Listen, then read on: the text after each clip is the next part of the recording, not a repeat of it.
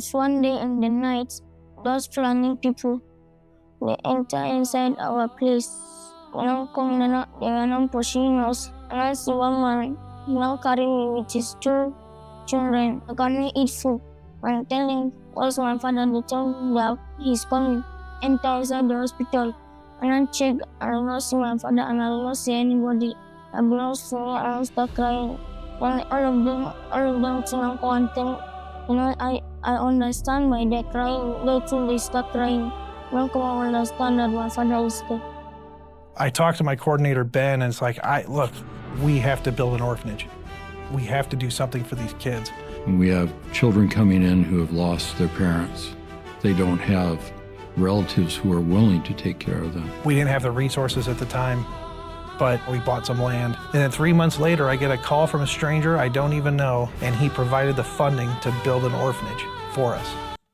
Well, ladies and gentlemen, back on the secondary channel again. It took me a while to get here to you guys.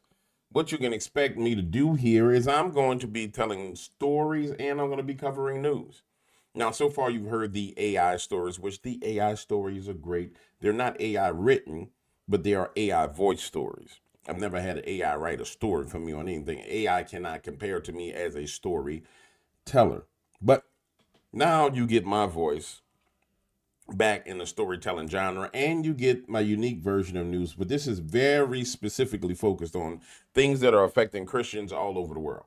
Starting with this one, Vatican, more than 1,600 Christians murdered for their faith since the year of 2000.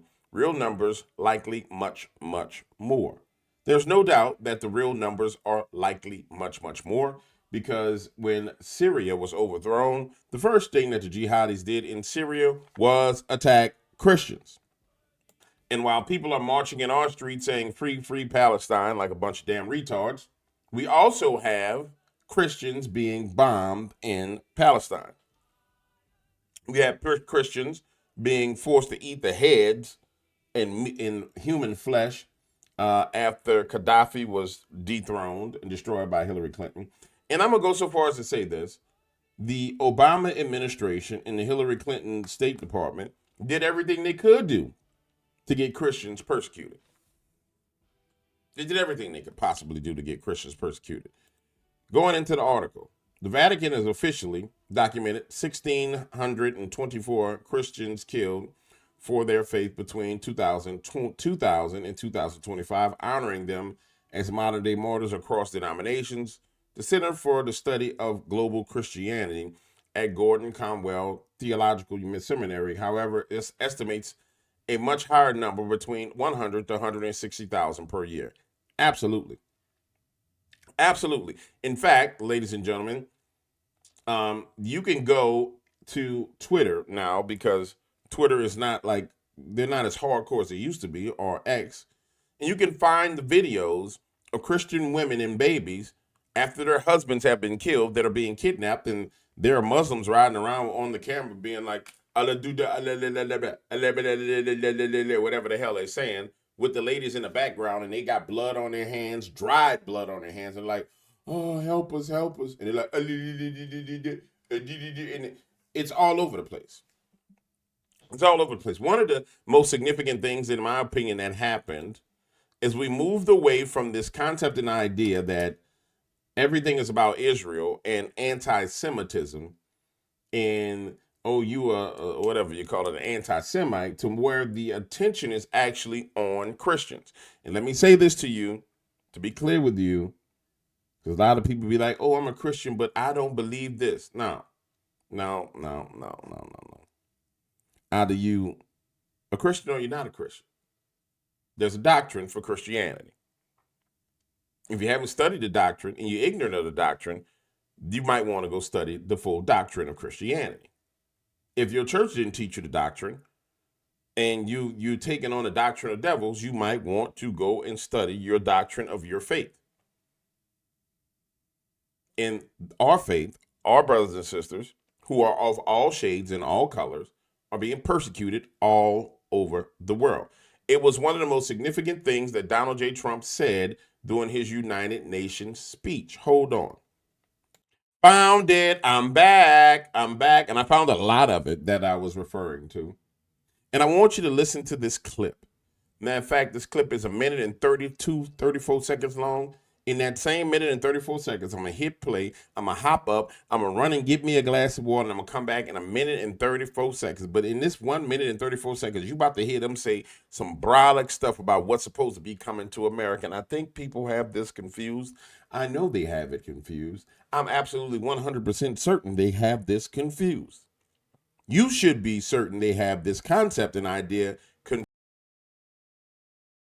It is just simply true that where Islam spreads, it's not good for people who are not Muslim. That would be like the most simple way I could explain this. It's not. It's not. It never has been. You want to live under a jizya and pay tax. You want to live under Sharia law.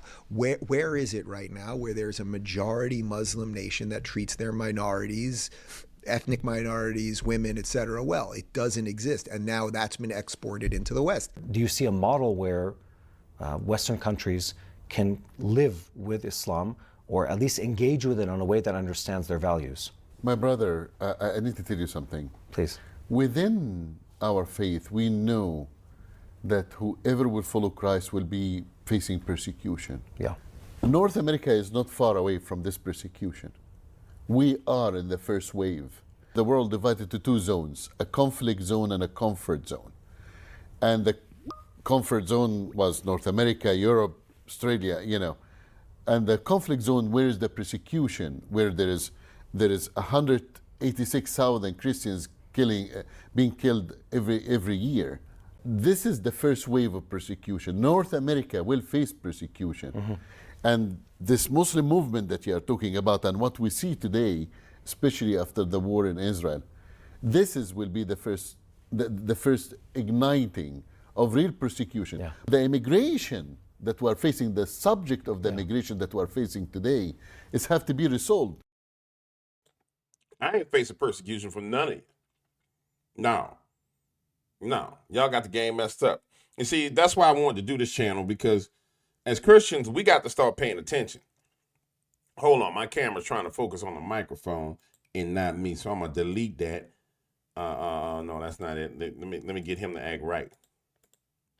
Let me get you to act right. See, this is why, as Christians, we got to pay attention. Because I'm telling you right now, America is not Africa. In Africa, they running around persecuting Christians like it ain't nothing to it. Rolling up, busting people's heads, killing whole villages. I think it's going to get to the point to where, well, I don't think, I know it's going to get to the point to where these people will come to the understanding that we are not like you. And quite frankly, we are not like anybody else on this planet. American Christians. We ain't sold out to you. Now, many of our government leaders may have been sold out to Islam, just like they are sold out to Israel, just like they're sold out to United Nations, just like they're sold out to everybody else. But we, the citizens, we, the sons and daughters and children of God, are not sold out to you. You may be able to weaponize many of the little liberal, left-leaning liberal people to run around with Ace Hardware in their faces and paint their hair pink and purple and run around with a flag in the streets. The only reason why that has not been dealt with the individual people in the United States of America is because the laws mean if we go out and meet you in the street, we will go to prison.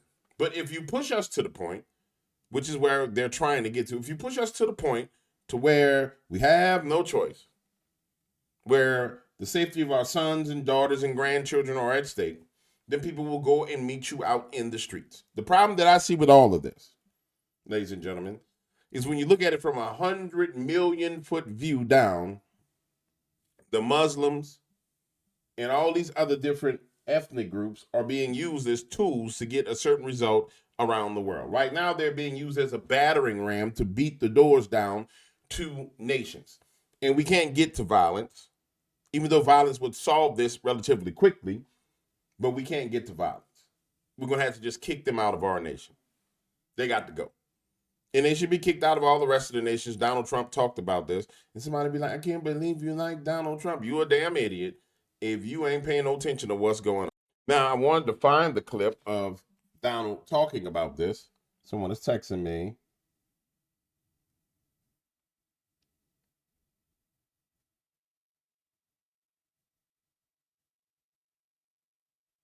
All right. I wanted to find this clip of Donald Trump talking about this because, unfortunately, within American Christianity, there's all these divisions that if we don't heal these stupid divisions that are based upon race and socioeconomic economics and denominations, what the Lord will do is he will allow these Muslims to come in. They're already here. Let them get activated so we can learn a lesson. I don't want to learn that lesson. I don't want to have to go out into the streets and shed the blood of people because we hard-headed. But he will allow it. So there's no such thing as a black Christian or a white Christian or a Latino Christian. There's no such thing as a Baptist or a Catholic or a Protestant. We are all children of God. Somebody said, well, DW, Catholics practice idolatry. And this person does this, and these people do this. Nobody's perfect. None of you people is perfect. I'm not perfect. You're not perfect. Nothing's perfect. None of it's perfect. That's why God judges the hearts of men. Anyway, let me hit this. Let me hit. Our commitment, values, and those values really that we hold so dear together. Let us defend free speech and free expression. Let us protect religious liberty, including for the most persecuted religion on the planet today. It's called Christianity. And let us safeguard our sovereignty and cherish qualities that have made each of our nations so special, incredible, and extraordinary. Our commitment. Now, you ain't never had a president that represented Christians by name at the UN. No, you ain't never had that. You ain't never had it. You know what else you never had in this nation? You never had what happened during Charlie Kirk's memorial, where your president, your vice president, your secretary of the war, your secretary of state, where everybody got there and called upon the name Jesus. We are in a very interesting time in America, and people need to come to respect the fact that we're in a very interesting time and take advantage of the grace that's being released into this nation at this time. That's all I have to say for this video. I'll be back with the next video. I'm just warming up on this channel right here. Deuces.